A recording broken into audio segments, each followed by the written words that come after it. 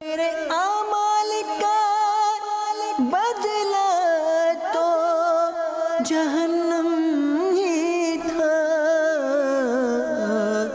میں تو جاتا مجھے سرکار نے جانے نہ دیا۔ الحمدللہ رب العالمین والصلاة والسلام علی سید المرسلین، اما بعد فاعوذ باللہ من الشیطان الرجیم، بسم اللہ الرحمن الرحیم۔ پڑھیے الصلاة والسلام علیک یا رسول اللہ وعلی آلک واصحابک یا حبیب اللہ، الصلاة والسلام علیک یا نبی اللہ وعلی آلک واصحابک یا نور اللہ۔ درود پاک کتنا خوبصورت، کتنا پیارا، کتنا نرالا وظیفہ ہے۔ آج آپ کو ایک حدیث سناتا ہوں، اور مجھے لگتا ہے کہ اس حدیث کو جب آپ سنیں گے تو ہم میں سے بہت سارے لوگ بھی شاید اسی طرح کی تکلیف میں شکار ہوں گے۔ حضرت سہل بن سعد کہتے ہیں کہ ایک شخص نبی پاک علیہ الصلوۃ والسلام کی بارگاہ میں حاضر ہوا، اور حاضر ہو کر اس نے عرض کی، غربت کی، اپنے ہاتھ تنگ ہونے کی شکایت کی کہ گزارا نہیں ہو رہا، غربت ہے۔ میں حدیث کا مضمون سنا رہا ہوں، تو ہو سکتا ہے یہاں بھی یا مدنی چینل کے ناظرین میں کچھ ایسے لوگ ہوں جن کو تنگی ہو، اپنے پیسوں میں، معاملات میں کمی ہو جاتی ہو، مال کم ہو، غربت کا شکار ہو۔ غور سے سنیں تو پیارے آقا علیہ الصلوۃ والسلام نے کیا فرمایا۔ آج کل لوگ کہتے ہیں کوئی وظیفہ بتائیے، نبی پاک علیہ الصلوۃ والسلام نے صحابی رسول کو وظیفہ بتایا۔ پیارے آقا علیہ الصلوۃ والسلام نے فرمایا، جب تو اپنے گھر میں داخل ہو تو سلام کیا کرو، خواہ کوئی شخص ہو یا نہ ہو، خالی گھر بھی ہو نا تو گھر میں جاتے ہی سلام کیا کرو، پہلی بات۔ پھر آقا نے فرمایا ثم سلم علیہ، نبی پاک نے فرمایا اس کے بعد مجھ پر سلام پیش کیا کرو، یعنی پہلے گھر جا کر السلام علیکم ورحمۃ اللہ وبرکاتہ، پھر فرمایا مجھ پر سلام پیش کیا کرو، پھر فرمایا پھر ایک بار سورہ اخلاص پڑھا کرو۔ تین باتیں ہیں، گھر میں جائیں گے پہلے کیا کریں گے؟ سلام کریں گے، پھر کیا کریں گے؟ درود پاک پڑھیں گے، پھر کیا کریں گے؟ سورہ اخلاص۔ اس شخص نے بھی شروع کر دیا، نبی پاک کے پاس آیا تھا، حضور غریب ہوں، پیسے پورے نہیں ہوتے، گھر والوں کو تنگی ہے۔ نبی پاک نے وظیفہ دیا، گھر جانا، جب بھی گھر جاؤ پہلے سلام کرو، پھر مجھ پر درود پڑھو، اور پھر سورہ اخلاص پڑھو۔ اس شخص نے یہ وظیفہ کرنا شروع کر دیا۔ حدیث کے الفاظ ہیں، اللہ عز و جل نے اس کا رزق اتنا بڑھا دیا حتیٰ کہ اس کے پڑوسیوں اور رشتہ داروں پر بھی رزق کے دروازے کھول دیے۔ فقط اس کا کام نہ بنا، وظیفہ اس نے پڑھا، رشتہ دار بھی خوشحال ہو گئے، پڑوسی بھی خوشحال ہو گئے۔ تو اے میرے میٹھے اسلامی بھائیوں، مدنی چینل کے ناظرین، اگر تکلیف میں ہیں پریشان نہ ہوں، نبی پاک پر درود پڑھنا یہ کب کب کہاں کہاں کیسے کیسے کام آتا ہے، آپ سنتے جائیے، ایمان تازہ ہو جاتا ہے۔ تو اب یہ وظیفہ یاد رکھیے گا، جب بھی گھر جائیں پہلے سلام کریں، اس کے بعد درود پاک پڑھیں، اور پھر سورہ اخلاص پڑھیں، تو انشاءاللہ برکتیں نازل ہوں گی۔ آئیے محبت کے ساتھ بآواز بلند درود پاک پڑھ لیجئے، صلو علی الحبیب صلی اللہ تعالی علی محمد صلی اللہ علیہ وسلم۔ آج جو میرا موضوع ہے میرے میٹھے اسلامی بھائیوں، وہ ایک ٹاپک نہیں ہوگا، چند باتیں ایک ساتھ میں نے عرض کرنی ہے، اور ہم نے نبی پاک علیہ الصلوۃ والسلام کی آج ان حدیثوں کو سننا ہے۔ پیارے آقا علیہ الصلوۃ والسلام کی حدیثوں میں بہت خوبصورت ٹاپکس ہوتے ہیں۔ آپ نے کئی بار یہ سنا ہوگا کہ نبی پاک فرماتے تم میں بہترین وہ ہے، بیسٹ امنگسٹ یو، اور بہت ساری حدیثیں ہیں، کہیں اخلاق پر بات کی ہے، کہیں والدین اور فیملی کے لیے بات کی ہے، کہیں قرآن پڑھنے والے کے لیے فرمایا کہ بہترین وہ ہے جو قرآن سیکھے اور دوسروں کو سکھائے۔ یہ ایک پوری سیریل ہے، یہ حدیث پاک کا ایک پورا مجموعہ ہے جس میں نبی پاک علیہ الصلوۃ والسلام نے جگہ جگہ فرمایا کہ تم میں بہترین وہ ہے۔ مگر آج میں ان حدیثوں میں سے چند حدیثیں پیش کروں گا، اور اللہ کرے کہ اس میں سے ہم کچھ سیکھنے میں کامیاب ہوں، کہ جس میں نبی پاک علیہ الصلوۃ والسلام نے فرمایا کہ وہ ہم میں سے نہیں، یعنی وہ شخص ہمارا اس سے کوئی تعلق نہیں ہے، ہمارے اندر وہ نہیں ہے جو اس بری عادت کا شکار ہے۔ تو آج دیکھنا ہے، چیک کرنا ہے کہ کہیں کوئی ایسا کام تو زندگی میں نہیں کر رہا کہ نبی پاک نے اس کام کرنے والے کے بارے میں یہ فرما دیا ہو کہ وہ ہم میں سے نہیں، کیونکہ جس کو آقا نے فرما دیا ہم میں سے نہیں، اس کا بننا کیا ہے، اس کا بچنا کیا ہے؟ پھر تو کوئی اس کا حامی نہیں نا۔ امیر اہل سنت اپنے ایک شعر میں لکھتے ہیں نا، سبھی ٹھکرا چکے گر تم بھی مجھ سے ہو گئے ناراض، قسم رب کی کہیں کا نہ رہوں گا یا رسول اللہ۔ آقا راضی ہیں تو رب راضی ہیں. اگر نبی پاک ہی ناراض ہو گئے تو پھر بچنا ہی کچھ نہیں ہے. سیدی اعلیٰ حضرت امام اہل سنت یہ فلسفہ ایک ہی شعر میں سمجھاتے ہیں, اگر سمجھے کوئی. بخدا خدا کا یہی ہے در, نہیں اور کوئی مفر مکر, جو وہاں سے ہو یہیں آ کے ہو, جو یہاں نہیں وہ وہاں نہیں. آقا راضی نہیں تو پھر رب کے یہاں کوئی مقام نہیں ہے. تو وہ چند حدیثیں سنانی ہیں, مگر اس سے پہلے نبی پاک کا ایک خوبصورت انداز, کیا اصلاحی انداز ہے اور کیا ہمیں سیکھنے کو ملتا ہے. بہت سارے بزنس مین بھی بیٹھے ہوں گے. مفسر شہیر حکیم الامت حضرت مفتی احمد یار خان نعیمی رحمۃ اللہ تعالی لکھتے ہیں کہ ایک بار نبی پاک علیہ الصلوۃ والسلام غلے کے بازار میں تشریف لے گئے, اناج مارکیٹ میں تشریف لے گئے. تو کسی دکان پر گندم یا جو یا کسی غلے کا ڈھیر لگا ہوا تھا. پیارے آقا علیہ الصلوۃ والسلام نے اس ڈھیر میں اپنا ہاتھ ڈال دیا, اور جب ہاتھ اندر ڈالا تو پتا چلا کہ ڈھیر اوپر سے تو سوکھا ہے, اندر سے گیلا ہے. سرور کائنات علیہ الصلوۃ والسلام نے اس غلے والے سے فرمایا کہ گیلے غلے کو ڈھیر کے اوپر کیوں نہ ڈالا, تاکہ لینے والے کو پتا چل جائے کہ جو غلہ ہے وہ گیلا ہے, بھاری ہوگا نا, وزن اس کا زیادہ ہو جائے گا. اوپر سوکھا نیچے گیلا. آقا علیہ الصلوۃ والسلام نے فرمایا من غش فلیس منا, جو دھوکہ دے وہ ہم میں سے نہیں. میرے میٹھے اسلامی بھائیوں, یہ پہلی حدیث ہے جو آج اس بیان میں میں نے اور آپ نے سیکھنی ہے. اب یہ سمجھنے والی بات ہے کہ اگر مال میں کوئی عیب ہے, ہماری پروڈکٹ میں کوئی خرابی ہے, تو اسے بتا دینا چاہیے کہ بھائی اس میں یہ کمزوری ہے.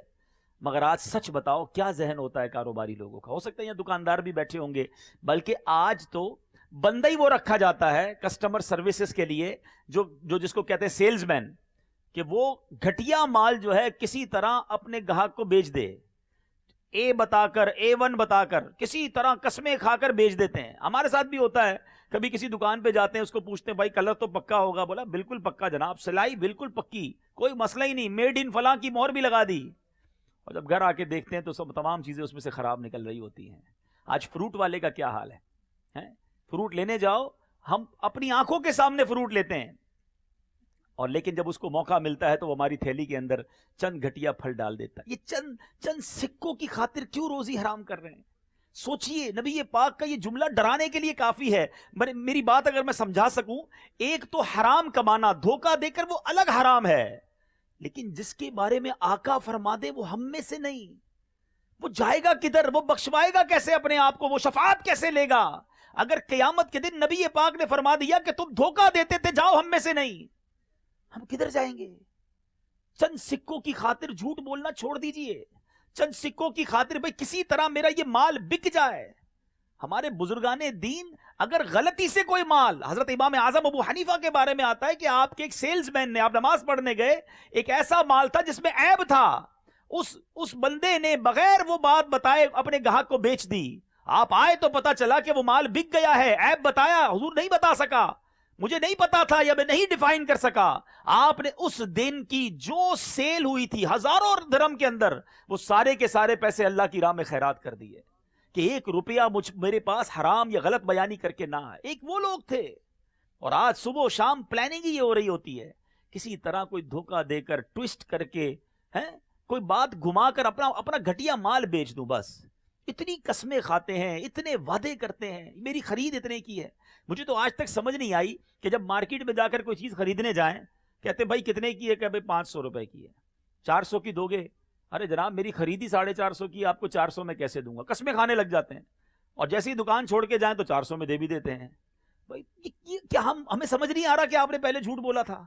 کیوں جھوٹ بولنا ہے, کیوں قسمیں کھانی ہے؟ یاد رکھو میرے جتنے کاروباری لوگ یہاں سن رہے ہیں, اچھا اب پرابلم کیا ہے, ایک تو ہم کہیں نا جناب پیسے والا ہی دھوکہ دیتا ہے. افسوس تو یہی ہے کہ چھوٹے آدمی کو بھی موقع ملتا ہے, غریب کو موقع ملتا ہے, تو وہ بھی دھوکہ دینے سے باز نہیں آتا. نہ کریں ایسا, کسی کی ہائے لگ جائے گی. بعض اوقات لوگوں کے پاس ان کی جمع پونجی ہوتی ہے, لوگ چھین لیتے ہیں, دھوکہ دے کر وہ لے لیتے ہیں. کدھر جائیں گے؟ تو میرے بیچ اسلامی بھائیوں ایک بات یاد رکھیے, جو میرے نصیب میں ہے نا وہ کوئی چھین نہیں سکتا, اور جو میرے نصیب میں نہیں وہ مجھے کوئی دے نہیں سکتا. جو آپ کے نصیب میں لکھا ہے وہ مل کر رہے گا, آپ کے گھر پہنچے گا. اللہ کرے وہ اعتقاد, وہ توکل نصیب ہو جائے. آئے دن اسکینڈل پکڑے جاتے ہیں, حیران ہو جاتا ہے انسان کہ اتنا بھی انسان گر سکتا ہے. دوائیوں میں ملاوٹ. بلکہ پچھلے دنوں پتا چلا کہ جو بلڈ لگایا جاتا ہے مریض کو، جو خون لگایا جاتا ہے، خون تو آلموسٹ ڈینجرس کنڈیشن میں ہی لگایا جاتا ہے نا، مگر اس وقت اس خون لگائے جانے والے میں بھی خون میں ملاوٹ ہوتی ہے. مرنا نہیں ہے، اللہ کو جواب نہیں دینا. خون میں ملاوٹ، دوائی میں ملاوٹ، بچوں کی خوراک میں ملاوٹ. جن بچوں جو بالکل نوزائیدہ بچے ہیں، جن کی جان چلی جائے گی آپ کی اس ملاوٹ کی وجہ سے، مگر نہ جانے کون سا پردہ آنکھوں کے سامنے آ گیا ہے. کیا کرو گے چند سکوں کا؟ جھوٹ بول کر، دھوکہ دے کر، اس کا کوئی فائدہ نہیں ہے. اچھا، صرف یہ جو حدیث پاک ہے یہ ایسا نہیں صرف کاروبار کے لیے ہے. دھوکہ زندگی کے کسی بھی موقع پہ نہیں دینا نا. دھوکہ دے کر کسی کی چیز لے لیتے ہیں، دھوکہ دے کر رشتہ کر لیتے ہیں، دھوکہ دے کر بہت سارے کام ہوتے ہیں.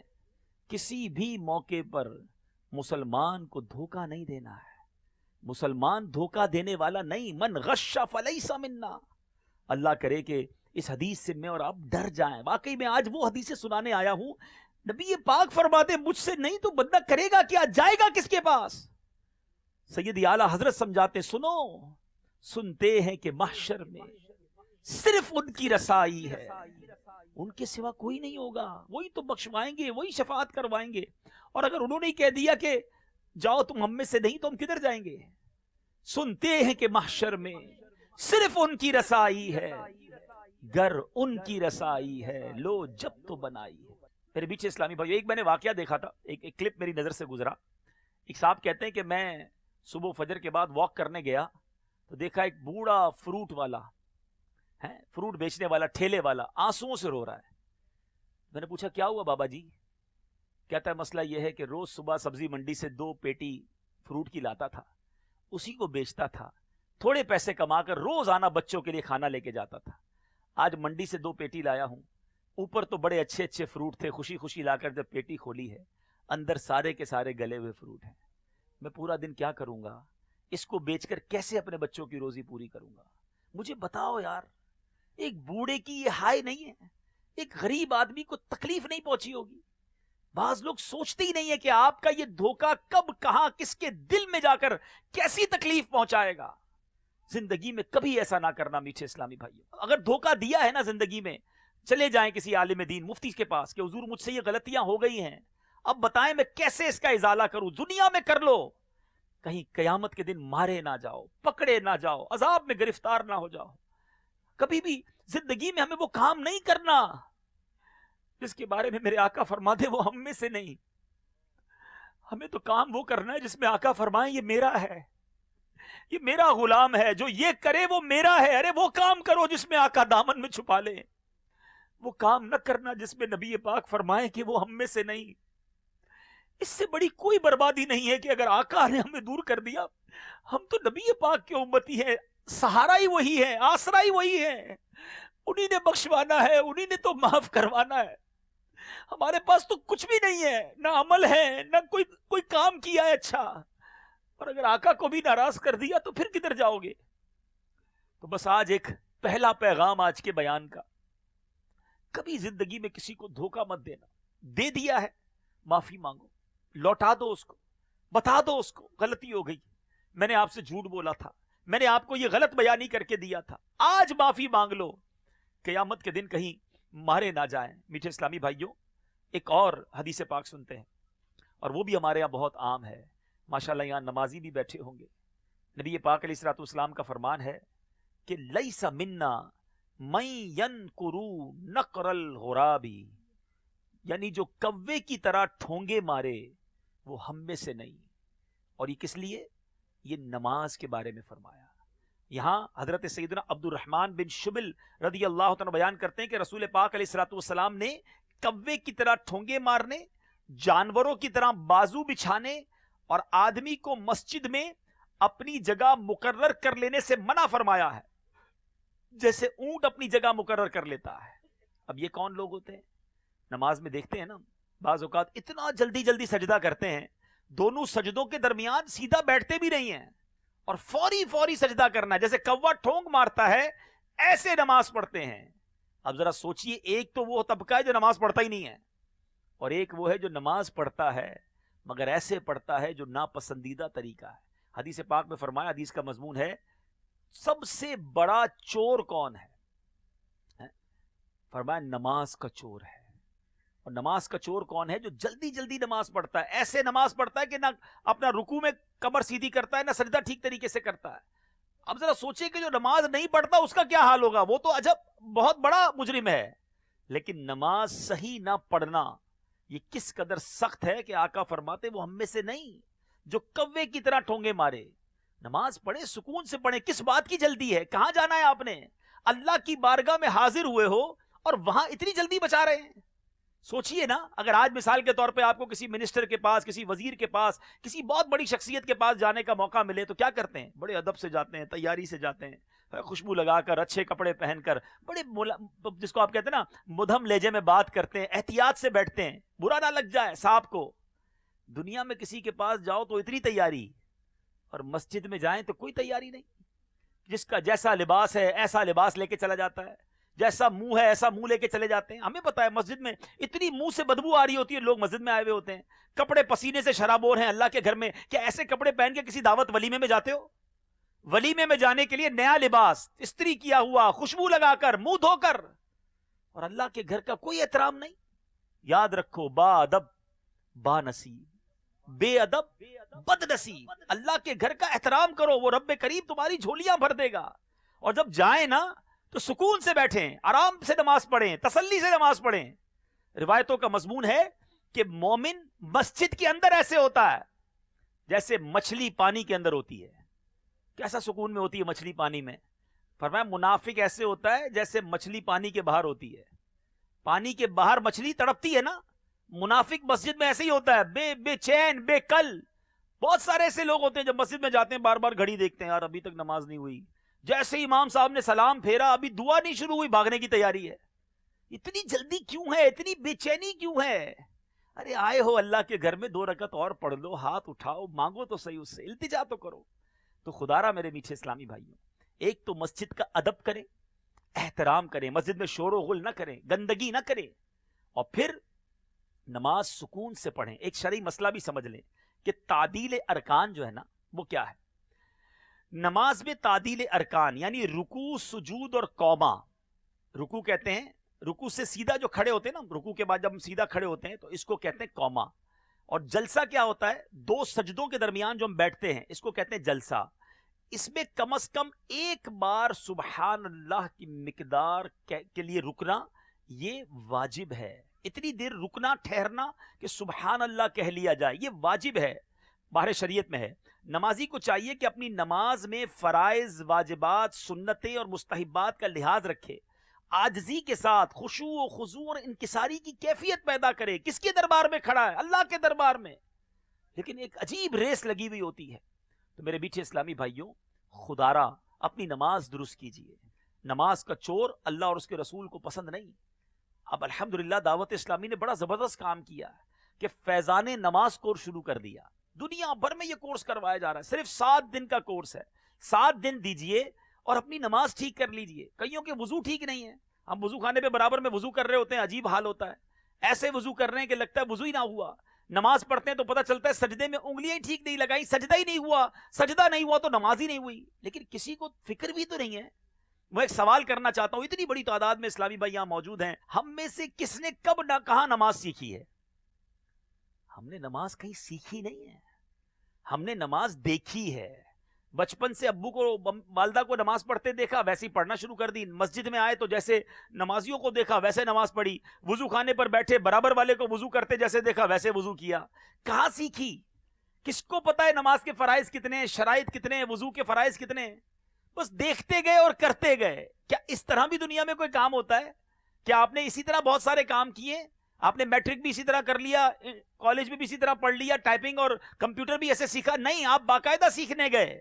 آپ نے انسٹیٹیوٹ میں داخلہ لیا، آپ نے کورس کیا، اور جو سب سے اہم فرض ہے آپ پر اس کو کب سیکھا؟ یہ واقعی وہ ہائی لائٹ ہے جو دعوت اسلامی نے آج کے دور میں ہمارے سامنے رکھا کہ آؤ نماز سیکھتے ہیں. اور ہمارے پاس ایسی مثالیں موجود ہیں. 50 60 سال کے جب اسلامی بھائی نے فیضان نماز کورس کیا یا پریکٹیکل وضو اور نماز کا کیا، ان کے الفاظ ہیں کہ اب پتا چلا زندگی میں 50 سال کے بعد کہ وضو کیسے ہوتا ہے. ہمیں آج پتا چلا کہ نماز کے فرائض کیا ہے. سوچئے، کئی ایسے لوگ ہوتے ہیں جو 20 25 سال سے نماز پڑھ رہے ہیں مگر درست نہیں پڑھ رہے.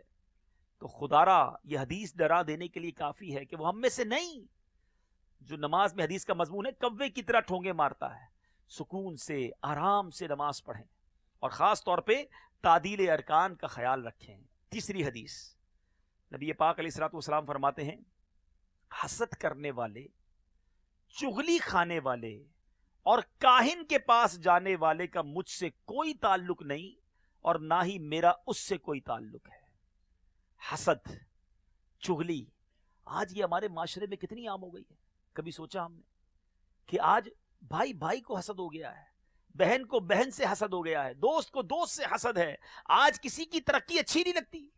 حسد کی تعریف کیا ہے پہلے ذرا سمجھ لیجئے تاکہ پھر اندازہ ہو جائے کہ ہم حسد کر رہے ہیں کہ نہیں کر رہے۔ حسد کی تعریف یہ ہے کہ کسی بندے کو نعمت ملے اور دل میں یہ تمنا ہو کہ یہ اس سے چھن کر مجھے مل جائے۔ اس کو کیوں ملی بھائی؟ مجھے مل جائے، یا کم از کم اس کی تباہ ہو جائے۔ مجھے نہیں ملنی نا، تو کم از کم اس کی نعمت تباہ ہو جائے۔ اے میرے میٹھے اسلامی بھائیوں، اب ذرا غور کرتے ہیں، جتنے اسلام میں بیٹھے نا، جتنے مجھے سن رہے ہیں، اپنے بارے میں غور کرتے ہیں کہ کہیں حسد ہو تو نہیں گیا۔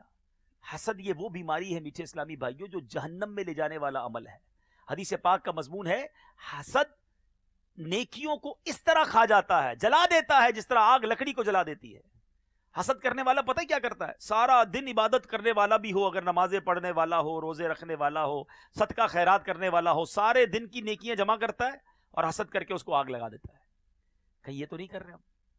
اب آئیے غور سے سنیے کہ حسد ہم میں سے کسی کو ہے یا نہیں۔ میں چھوٹا سا ایک ٹیسٹ بتاتا ہوں آپ کو، چیک کر لیجئے۔ آپ کے خاندان میں، آپ کے دوستوں میں، آپ کے رشتہ داروں میں، قریب کے لوگوں میں کوئی ایسا ہے، آپ کی مارکیٹ میں، آپ کے کاروبار کرنے والوں میں کوئی ایسا ہے کہ جب بھی اس کو کسی وجہ سے ترقی ملتی ہے، کوئی خوشی ملتی ہے تو آپ کو برا لگتا ہے، یا اس کی آپ کے سامنے کوئی تعریف کرتا ہے تو آپ کو مزہ نہیں آتا؟ تو سمجھ لیجئے there is something wrong، کوئی گڑبڑ ہے۔ مجھے کیوں اس کی تعریف اچھی نہیں لگتی؟ کیوں مجھے کوئی آ کر بتاتا ہے کہ یار پتہ چلا وہ فلاں کا ماشاءاللہ کام بہت ترقی کر گیا، دوسری دکان کھول لی ہے، تو مجھے دل میں تکلیف کیوں ہونے لگ جاتی ہے؟ یعنی اتنا برا حال ہو گیا ہے کہ اگر کوئی دوست آ کر بتائے نا یار ذرا دیکھو میں نے نیا گھر لیا ہے، آپ کب آئیں گے، آپ کو دعوت ہے، تو اس کے گھر بھی جاتے ہیں، بریانی بھی کھا کر آتے ہیں اور بعد میں کہتے ہیں 2 نمبر کے پیسے سے بنایا ہوگا۔ اس کے گھر بننے پر تمہیں تکلیف ہے؟ اچھی خاصی گاڑی لے کر کوئی دوست آئے گا، کہے گا یار دیکھو یار موٹر سائیکل تھی، اللہ نے پیسے دیے، میں نے گاڑی لے لی، ارے بھائی بہت مبارک ہو ماشاءاللہ۔ جیسی گاڑی لے کر آگے گیا، سود کے پیسے سے لی ہوگی۔ اس کی گاڑی میں تمہیں پرابلم، اللہ نے نعمت دی ہے، پرابلم تمہیں ہو گئی ہے۔ کسی کو نوکری میں ترقی مل جائے، ساتھ ہی کام کرتا ہو اور اس کو جناب اس کی جاب آگے بڑھ جائے، تنخواہ بڑھ جائے، یہ چاپلوسی کرتا ہے نا اس لیے اس کی تنخواہ بڑھ گئی ہے۔ سوچئے آپ کتنا گندا دل ہے اس کا کہ جس کو بھائی کو، مسلمان کو ترقی مل رہی ہے اور آپ کو پرابلم میں ہو رہی ہے۔ اور ایک اور بات بتاؤں، یہ حسد اتنا غلط عمل ہے، قیامت کے دن یا مرنے کے بعد جو سزا ملنی ہے ملے گی۔ حسد کرنے والا دنیا میں بھی جلتا ہی رہتا ہے، کیونکہ سامنے والے کو ترقی ملے گی، اس کو تکلیف ہو، نہ نیند آئے گی، نہ سکون آئے گا، بلڈ پریشر الگ ہائی، ٹینشن الگ۔ یہ میں آپ کو صحیح بتا رہا ہوں، بہت سارے وہ لوگ جن کو رات کو نیند نہیں آتی نا، یا بہت سوچتے ہیں، ہمیں ملتے ہیں لوگ کہتے ہیں یار بہت سوچتا رہتا ہوں، بس نیند نہیں آتی، سکون ہی نہیں ہے لائف میں۔ میں صحیح بتا رہا ہوں، جن کو سکون نہیں ہے نا وہ چیک کر لیں، یا تو وہ کسی کے ساتھ حسد میں مبتلا ہیں یا کسی کے بارے میں بدگمانی کرتے ہیں، نیگیٹو بہت سوچتے ہیں۔ یاد رکھنا، جس کو جو حسد سے پاک ہے نا، جو حسن زن کا عادی ہے، وہ بڑی سکون کی نیند سوتا ہے۔ آپ کو کوئی کہے یار فلاں کو ایک فیکٹری اور بڑھ گئی، آپ کہے ماشاءاللہ اللہ اور برکت دے، ہے سب کا بھلا، سب کی خیر، سب کے بھلے میں اپنی خیر، یہ ذہن رکھو۔ اتنا گندا دل ہو جاتا ہے حاسد کا کہ جس سے حسد ہے نا، کوئی آ کر کہے پتہ چلا اس کی دکان میں آگ لگ گئی، اس کی گاڑی کا ایکسیڈنٹ ہو گیا، ایسا سامنے تو کہیں گے او ہو بڑا افسوس ہوا جناب، مگر دل میں لڈو پھوٹ رہے ہوتے ہیں، بہت اچھا ہوا اس کی گاڑی لگ گئی، میں تو چاہتا ہی تھا برباد ہو جائے۔ آپ سوچئے کتنا گندا دل ہے اس کا کہ مسلمان کے نقصان پر خوش ہو رہا ہے۔ لیکن آپ بتاؤ کہ ایسا ہے نہیں ہمارے معاشرے میں؟ برابر میں دکان ہوتی، مارکیٹ میں 10-15 دکانیں ایک ساتھ ہوتی ہیں نا، کسی کی دکان پر گاہک زیادہ چلے جائے، او ہو جادو کرا ہے اس نے، تو تعویذ کر دیا ہے، سارے گاہک اس کے پاس ہی جا رہے ہیں۔ ارے اللہ دے رہا ہے اسے روزی، تو بھی اللہ کا ذکر کر، اللہ تجھے بھی دے دے گا۔ اچھا ایسا بھی ہوتا ہے بعض اوقات کوئی شخص بڑا نیک ہو جائے، توبہ کر لے، اب ذکر و درود پڑھنے والا، ٹوپی اوپی لگانے والا بن جائے، روز نماز پڑھے، واپس آ کر دکان پہ تسبیح پڑھے، بندہ بولے دیکھو یہ کوئی وظیفہ لے کر آئے، میری طرف ہی منہ کر کے پڑھ رہا ہے، مجھے ہی پھونک رہا ہوگا۔ اللہ اکبر. وہ ذکر کر کے برکتیں پا رہا ہے, تم بدگمانی کر کے حسد کر کے اپنی آخرت برباد کر رہے ہو. سوچو نا, اتنی مثالیں میرے پاس, ساری رات میں مثالیں دیتا رہوں. حج پر جائے کوئی, انشاءاللہ حج پہ جا رہا ہوں, او ماشاءاللہ مبارک, میرے لیے دعا کرنا. اب دوسروں کو کہتے حرام کے پیسے کماتا ہے, دیکھو حج پہ جا رہا ہے. یار وہ اللہ نے اسے بلایا, نبی پاک نے اپنا مہمان بنا, تم کون ہوتے ہو اعتراض کرنے والے؟ وہ جانے, اس کا رب جانے نا. کیوں تکلیف ہے کسی کی ترقی میں, کیوں برا لگتا ہے؟ اور یہ حسد بھائی بھائی میں ہو جاتا ہے. ایک بھائی ترقی پالے, ایک بھائی کو اچھا جگہ رشتہ ہو جائے یا اس کی بیٹا ہو جائے, دوسرے بھائی کے اولاد نہ ہو, دوسری بہن کے اولاد نہ ہو, یہ شیطان مردود بھائی بہنوں میں حسد کروا دیتا ہے. تو یہ بیماری خطرناک ہے.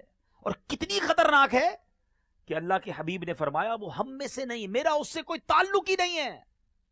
تو چیک کرو میرے میٹھے اسلامی بھائیوں, یہ بیماری ہمیں خود چیک کرنی ہوگی کہ اگر زندگی میں کسی سے حسد ہے تو اس کو دور کیجیے. یہ دور کیسے ہوگا؟ اس کا طریقہ بھی علماء نے لکھا.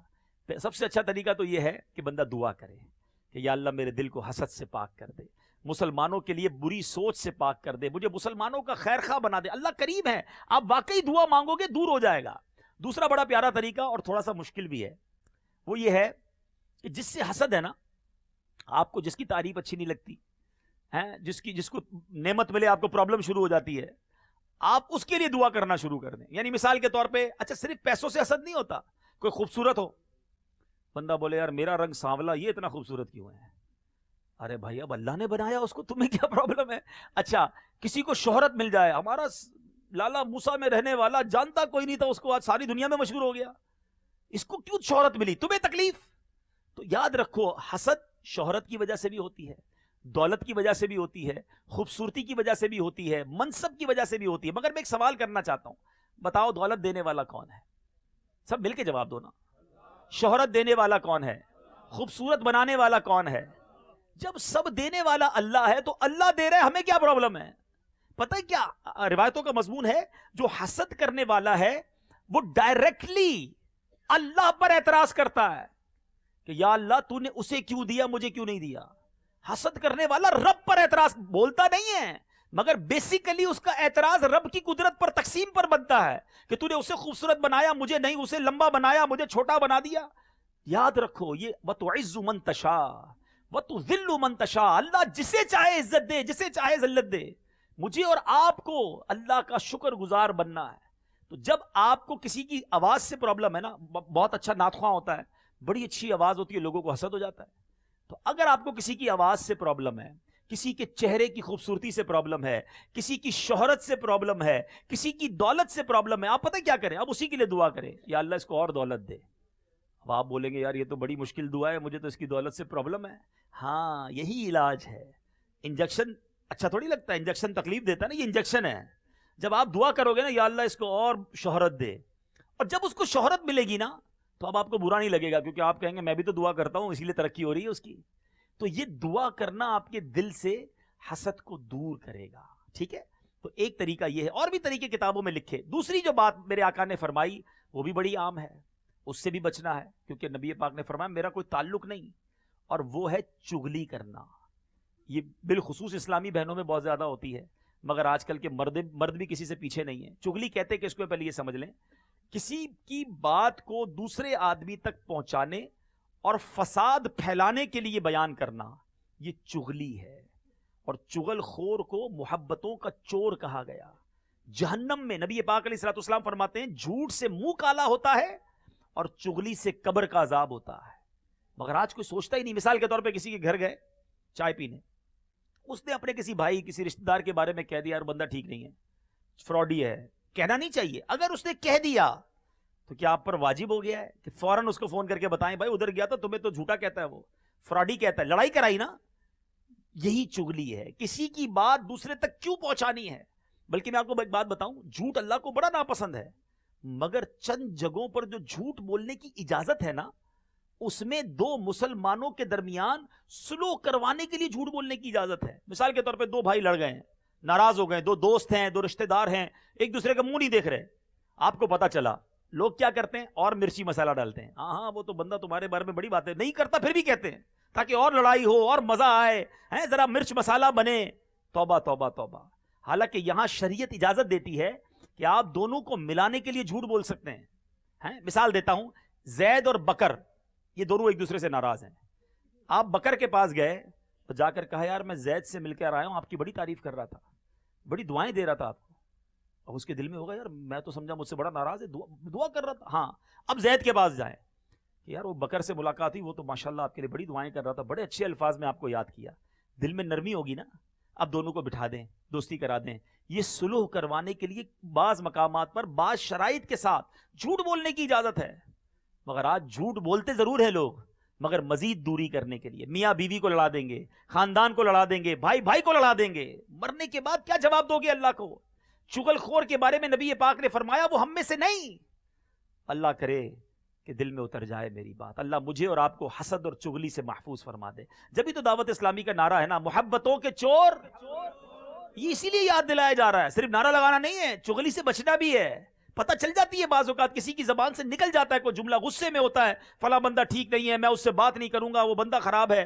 آپ کو اگر پتہ چل گیا تو یہ کب لازم ہوا کہ فوری طور پہ آپ اس کو پہنچائیں, پی جائیں, چھپا لیں, دبا دیں بات کو, تاکہ دو بھائیوں میں لڑائی نہ ہو. نبی پاک علیہ الصلوۃ والسلام کا فرمان ہے, جو ہمارے بڑوں کا حق نہ پہچانے, ہمارے چھوٹوں پر رحم نہ کرے, اور ہمارے علماء کا حق نہ پہچانے, ان کا احترام نہ کرے, وہ میری امت سے نہیں ہے.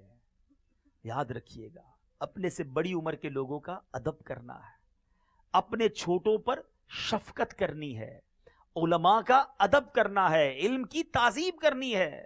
اور آقا نے فرمایا وہ ہم میں سے نہیں. مگر آج کیا حال ہے؟ آج بچے بھی پریشان ہیں بڑوں سے, اور بڑے بھی بچوں سے پریشان ہیں. نہ بچے بڑوں کا ادب کر رہے ہیں, نہ بڑے بچوں پہ شفقت کر رہے ہیں. گھر کا ماحول ہی عجیب بنا ہوا ہے. کئی بزرگ ملتے ہیں, کہتے ہیں یار بچے جواب ہی صحیح منہ نہیں دیتے, میرا بچہ مجھے ساتھ ہی نہیں دیتے, ادب ہی نہیں کرتے. میں یہاں ہاتھ جوڑ کر اپنے بزرگوں سے عرض کرنا چاہتا ہوں, پھر بچوں سے بھی بات کرتا ہوں, کہ برائے کرم آپ نرم ہو جائیے. جھاڑنے والا, ہر وقت ڈانٹنے والا, ہر وقت طنز کرنے والا کسی کو اچھا نہیں لگتا. وہ لوگ جو اپنے گھر میں جا کر گالیاں دیتے ہیں, وہ لوگ جو اپنے گھر میں جا کر ہر وقت ڈانٹتے ہیں, ان کے ساتھ کون بیٹھے گا؟ آپ کو لگتا ہے کہ لوگ آپ کی عزت نہیں کر رہے؟ یہ دنیا میں ایک فارمولہ یاد کر لو, عزت دو گے تو عزت ملے گی, محبت دو گے تو محبت ملے گی. گیو اینڈ ٹیک ہے. یہ پاسبل نہیں ہے کہ میں ڈانٹتا رہوں اور لوگ میرے ہاتھ چومیں. یہ ممکن ہی نہیں ہے کہ میرا منہ چڑھا رہے اور سارے مجھ سے مسکرا کر ملے. یہ پاسبل ہی نہیں ہے. آپ مسکرائیے, سامنے والے کے چہرے پہ خود ہی مسکراہٹ آ جائے گی. آپ پیار دیجئے. پیار ایک ایسی چیز ہے, شفقت ایک ایسی چیز ہے, آپ جانور کو دینا, جانور قدموں میں آ جاتا ہے. بکری کو ہاتھ لگائیں, بکری, بلی کو ہاتھ لگائیں, بلی پیروں, جانور کا بچہ پیار سے آ جاتا ہے, پھر بھی انسان ہے. لیکن محبت دینا ہی نہیں آتی, شفقت کرتے ہی نہیں ہیں. ایسے بھی بزرگ ہیں جو 5 وقت جماعت سے نماز پڑھتے ہیں مسجد میں, بہت اچھی بات ہے, مگر مسجد میں آتے ہوئے اور جاتے ہوئے نہ جانے کتنوں کا دل توڑتے ہیں. ڈانٹ رہے ہیں, جھڑک رہے ہیں, کبھی مؤذن صاحب, کبھی جناب خادم صاحب, کبھی باہر دکاندار, کبھی بچوں کی خیر نہیں ہے. یہ آپ ایسے نہ بنیں, آپ کے ساتھ کوئی نہیں بیٹھے گا. اگر بڑی عمر ہو گئی ہے تو ایک شفیق سایہ دار درخت بن جائیں, غلطیوں کو معاف کرنے والے بنیں, پھر دیکھیں لوگ آپ کی کیسے آگے پیچھے ہوں گے. 2 قسم کے والد ہوتے ہیں, چیک کر لیں ہم کیسے ہیں. جو بھی والدین ہیں نا مجھے سن لیں. ایک والد وہ ہوتا ہے جب گھر میں جاتا ہے نا تو سارے بچے چھپ جاتے ہیں, سو جاؤ سو جاؤ ابو آ گئے ہیں. یہ کیسا والد ہے کہ گھر میں آیا اور بچے سونے کی تیاری, رضائی اوڑھ لیتے ہیں, کیونکہ ابو نے آ کر ڈانٹنا ہی ہے, ابو نے کلاس ہی لینی ہے, ابو نے پیشی لینی ہے, پتہ نہیں ابا ہے یا انسپیکٹر ہے. اور دوسرا والد وہ ہوتا ہے جب گھر میں جاتا ہے تو بچے دوڑتے ہوئے آتے ہیں, ابو آ گئے ابو آ گئے, کوئی کاندھے پہ چڑھ جاتا ہے, کوئی گود میں آ جاتا ہے, کوئی فوراً چومنے لگ جاتا ہے. دیر از اے ڈفرنس بٹوین پیرنٹس. اب غور کر لیجئے میں کون سا والا ابو ہوں, ٹھیک ہے نا. اب مجھے بتائیے کس کے لیے آسان ہے بچوں کی تربیت کرنا؟ جس والد کے ساتھ بچے محبت سے بیٹھیں گے وہی تو سمجھا سکے گا نا, بیٹا جھوٹ نہ بولنا, ماں باپ کا ادب کرنا, نماز پڑھنا, کیونکہ they are willing to listen you, وہ تیار ہے آپ کو سننے کے لیے. جو پہلی رضائی میں گھس گیا بچہ, وہ آپ کی تربیت کدھر سے لے گا؟ یہ ہے وہ فرق کہ جب آپ محبت دو گے, شفقت دو گے تو شفقت ملے گی. اب آتے ہیں جو نوجوان ہیں, جو بچے ہیں, جو بڑوں کا ادب نہیں کر رہے ہیں, جو بزرگوں کے ساتھ توہین آمیز رویہ اختیار کرتے ہیں. یاد رکھیں, جن کے پاس اللہ نے مال دے دیا ہے, کوئی پیسہ آ گیا ہے, کوئی منصب آ گیا, ہو سکتا ہے آپ کے ملازم میں بھی سفید داڑھی والے کچھ ہوں, مگر یاد رکھنا اسلام ہمیں بزرگوں کے ادب کا درس دیتا ہے. سبحان اللہ, پیارے آقا علیہ الصلوۃ والسلام فرماتے جو نوجوان کسی بزرگ کے سن رسیدہ ہونے کی وجہ سے، بزرگ ہونے کی وجہ سے، بوڑھا ہونے کی وجہ سے عزت کرے تو اللہ تعالیٰ کسی کو مقرر کر دیتا ہے جو اس نوجوان کے بڑھاپے میں اس کی عزت کرے گا۔ اگر آپ چاہتے ہیں جب میں اور آپ بوڑھے ہوں اور ہماری کوئی عزت کرے، آج آپ اپنی جوانی میں بوڑھوں کی عزت کریں۔ بعض اوقات غریب رشتہ دار ہوتے ہیں، ملازم ہوتے ہیں، مگر ادب سے بات کریں، پیار سے بات کریں۔ پیسہ آ گیا اس کا مطلب یہ نہیں کہ تم نے کسی کو خرید لیا ہے۔ اگر داڑھی سفید ہے، بال سفید ہے، اس کو باپ کی جگہ سمجھو، اس کو عزت سے پیش آئیں، اٹھ کے ملیں، بیٹھائیں اپنی جگہ پر۔ جھاڑ رہے ہوتے ہیں، ڈانٹ رہے ہوتے ہیں، ایسے بات کر رہے ہوتے ہیں، خیال نہیں آتا کہ اتنی بڑی عمر کے آدمی سے میں بات کیسے کر رہا ہوں۔ وہ بیچارہ غریب کچھ کہہ نہیں پاتا۔ ایک اور روایت سنیے، نور کے پیکر تمام نبیوں کے سرور صلی اللہ تعالی علیہ وسلم نے فرمایا، اے انس، بڑوں کا ادب و احترام اور چھوٹوں پر شفقت کرو، تم جنت میں میری رفاقت پالو گے۔ سب چاہتے ہیں نا نبی پاک کے ساتھ جنت میں جانا۔ یہ دو فارمولے یاد رکھ لو، جو نوجوان ہیں وہ بڑوں کا ادب کریں، کتنا بھی تم بڑے ہو جاؤ، کتنا بھی تمہارا نام ہو جائے، جب کوئی بڑی عمر کا آدمی ملنے آئے اس کو ادب دو، مسکرا کر ملو۔ اللہ کریم ہے، تمہارا یہ ادب کرنا تمہارا بیڑا پار کر دے گا۔ ہے خواجہ خواجگان، خواجہ غریب نواز کا نام سنا ہے نا، کتنا بڑا نام ہے۔ آپ کو پتا ہے خواجہ غریب نواز کی لائف میں تبدیلی کیسے آئی؟ انہوں نے کوئی مجاہدہ کیا تھا، انہوں نے کوئی بہت بڑا کام کیا، تبدیلی کیسے آئی؟ جو ٹرننگ پوائنٹ تھا، سنو، 15 سال کی عمر تھی آپ کی، آپ ایک باغ کی، ایک کھیت کی رکھوالی کرتے تھے۔ آپ کے باغ میں ایک بڑی سفید ریش والے، ایک بڑے نورانی چہرے والے بزرگ آئے۔ 15 سال کا نوجوان ہے، نوجوانوں مجھے سنو، 15 سال کا نوجوان جس کا اپنا باغ ہے، لیکن جب حضرت ابراہیم قندوزی رحمۃ اللہ تعالی علیہ جب تشریف لائے تو حضرت خواجہ غریب نواز، جو اس وقت 15 سال کی عمر ہے، آپ کا نام حسن سنجری تھا، آپ نے دیکھا ایک بزرگ آئے ہیں، آپ ان کے پاس گئے اور جا کر بڑے ادب سے انہیں بٹھایا، پانی پیش کیا، اپنے باغ سے انگور نکال کر حضرت کو پیش کی۔ حضرت نے دیکھا کتنا، یہ جو ہے نا وہ ابراہیم قندوزی رحمۃ اللہ تعالی علیہ تھے، انہوں نے دیکھا کہ بچہ کتنا با ادب ہے، کتنا پولائٹ ہے، کتنی خدمت کرنے والا ہے۔ حضرت نے کیا کیا؟ وہ اللہ کے ولی تھے، انہوں نے اپنے جھولی سے ایک روٹی کا ٹکڑا نکالا، اپنے منہ میں چبایا اور کہا یہ کھا لو۔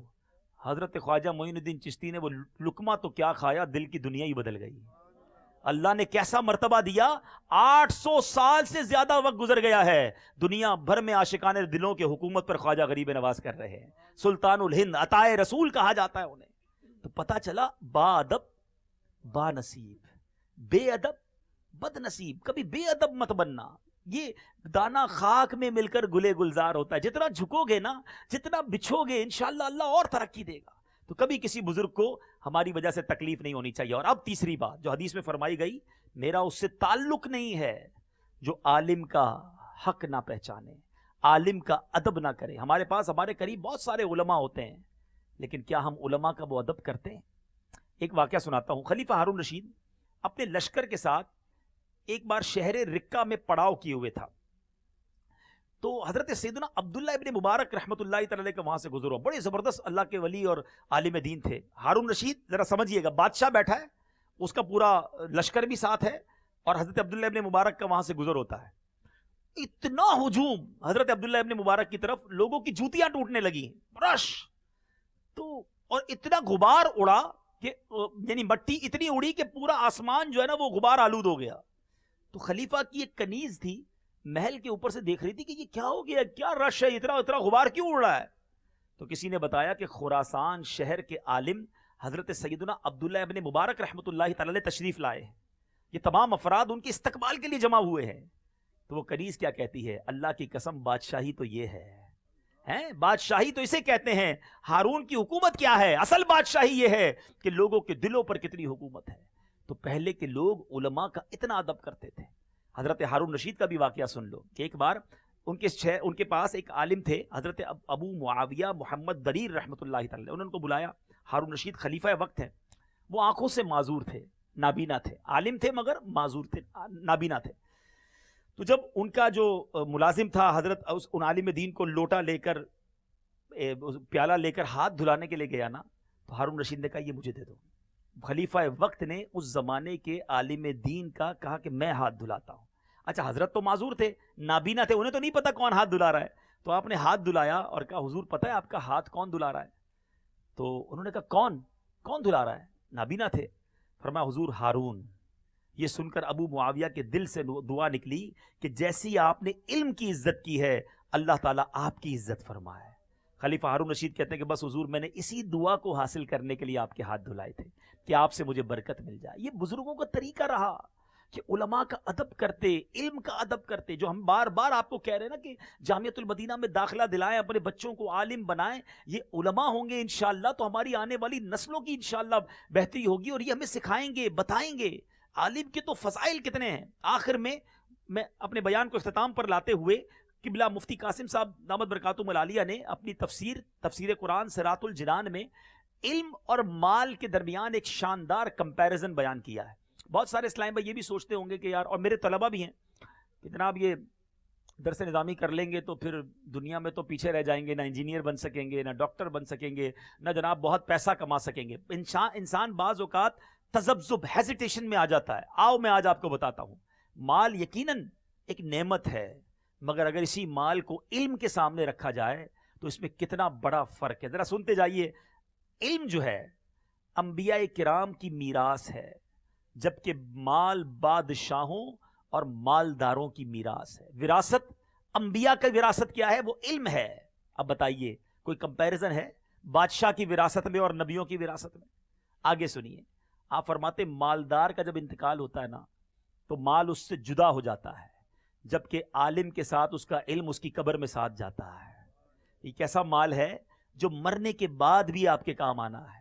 تیسری بات سنیے، علم جمع کرنے اور اسے حاصل کرنے سے بندے کو عزت، شرف اور تزکیہ نفس کی دولت ملتی ہے، بلکہ مال کی وجہ سے تزکیہ نفس اور باطنی کمال حاصل نہیں ہوتا، بلکہ بعض اوقات حرص، لالچ اور عجیب و غریب بیماریوں میں بندہ گرفتار ہو جاتا ہے جب مال کے پیچھے بھاگتا ہے۔ علم کا لالچی ہو، علم سیکھنے والا ہو، اللہ اس کو بلندی اور ترقی عطا فرماتا ہے۔ چوتھی بات، پانچویں بات فرمایا، مال مومن، کافر، نیک، فاسق سب کو مل جاتا ہے۔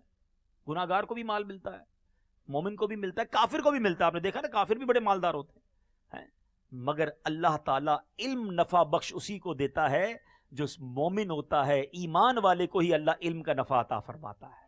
فرق دیکھیے، آگے فرمایا علم عاجزی اور انکساری کی دعوت دیتا ہے۔ جب بندہ علم حاصل کرتا ہے نا تو عاجزی، انکساری آ جاتی ہے، جبکہ مال فخر، تکبر اور سرکشی کی دعوت دیتا ہے۔ کتنی الگ الگ راہیں ہیں۔ اب فرمایا کہ بادشاہ اور دیگر لوگ عالم کے حاجت مند ہوتے ہیں۔ آپ نے کئی شہروں میں، یہاں بھی دیکھیں گے، بڑے بڑے علماء ہوتے ہیں، ان کی گاڑی کا دروازہ کھولنے والا کبھی آپ مالدار دیکھیں گے، کبھی جناب کوئی منسٹر دیکھیں گے، کبھی ہو سکتا ہے کوئی پروفیسر ہوگا۔ آپ نے کسی عالم دین کو کسی مالدار کی جوتیاں اٹھاتے نہیں دیکھا ہوگا۔ دنیا میں بھی اللہ نے ہمیں دکھایا ہے کہ سارے مالدار بڑے بڑے لوگ عالم کے محتاج ہوتے ہیں، عالم ان لوگوں کا محتاج نہیں ہوتا۔ تو علم کے یہ فضائل ہیں۔ اور پھر فرمایا جتنا مال زیادہ ہوگا پل صراط پر اتنا وزن زیادہ ہوگا، علم زیادہ ہوگا انشاءاللہ پل صراط سے بھی آسانی سے گزر جائے گا۔ سبحان اللہ۔ تو میرے میٹھے اسلامی بھائیوں، یہ چند باتیں میں نے علم کے حوالے سے، علماء کے حوالے سے کی، اور میں نے چند وہ حدیثیں آج آپ کو سنائی، میں ریپیٹ بھی کر دیتا ہوں، دہرائی کر لیتے ہیں کہ پیارے آقا نے فرمایا من غش فلیس منا، دھوکہ دینے والا ہم میں سے نہیں۔ آج میں بھی نیت کر لوں اور آپ بھی نیت کر لیں، زندگی میں کسی کو دھوکہ نہیں دیں گے انشاءاللہ۔ آقا نے فرمایا نماز کا چور، نماز میں ٹھونگے مارنے والا، جلدی جلدی جو نماز پڑھتے ہیں وہ ہم میں سے نہیں۔ میں بھی نیت کروں اور آپ بھی نیت کریں کہ انشاءاللہ اب نماز آسانی سے صحیح طریقے سے پڑھیں گے۔ اور اس کے لیے میں نے بیان کے دوران بھی بتایا کہ فیضان نماز کورس 7 دن کا کورس ہے۔